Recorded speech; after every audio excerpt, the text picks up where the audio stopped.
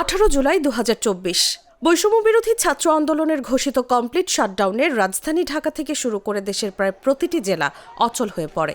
সড়ক, মহাসড়ক, রেলপথ সবখানেই ছিল অবরোধ, সংঘর্ষ আর অনিশ্চয়তা। দিনের শেষ হিসাব ছিল ভয়াবহ। সাংবাদিক সহ অন্তত 31 জন নিহত, প্রায় 1,500 আহত। মাত্র দুদিন আগে 16 জুলাইয়ের 6 প্রাণহানির সঙ্গে যোগ হয়ে আন্দোলনে নিহতের সংখ্যা পৌঁছে যায় 37-এ। রাজধানীর যাত্রাবাড়ী, রামপুরা, মহাখালী, বাড্ডা, মিরপুর, উত্তরা, নীলক্ষেত, ধানমন্ডি সহ একের পর এক এলাকা রণক্ষেত্রে পরিণত হয়। কোথাও আন্দোলনকারীদের সঙ্গে পুলিশের সংঘর্ষ, কোথাও আওয়ামী লীগ ও এর অঙ্গ সংগঠনের নেতাকর্মীদের সঙ্গে পাল্টাপাল্টি ধাওয়া। আগুন দেওয়া হয় বিটিভি ভবন, হানিফ ফ্লাইওভারের টোল প্লাজা, পুলিশ বক্স ও উত্তরা পূর্ব থানায়। বন্ধ হয়ে যায় বিটিভির সম্প্রচার, মেট্রো রেল চলাচল সাময়িকভাবে স্থগিত হয়। পরিস্থিতি নিয়ন্ত্রণে সারা দেশে 229 প্লাটুন বিজিবি মোতায়েন করা হয়। রাজধানীতে অনির্দিষ্টকালের জন্য সভা সমাবেশ নিষিদ্ধ ঘোষণা করে ঢাকা মহানগর police.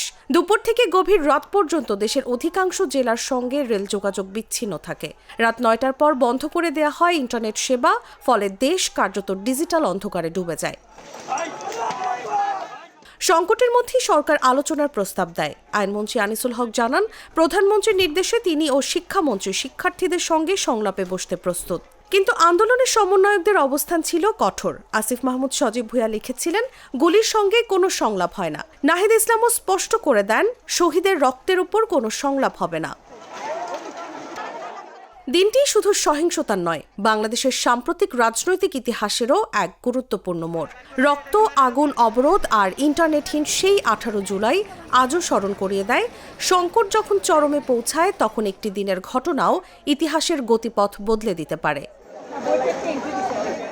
News desk, Jago news.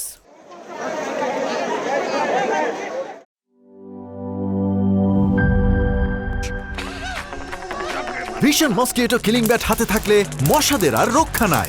Vision mosquito killing bat, মশা তাড়াবার হাতিয়ার। ক্রয়ের জন্য ভিজিট করুন ভিশন শোরুম কিংবা অথবা.com-এ।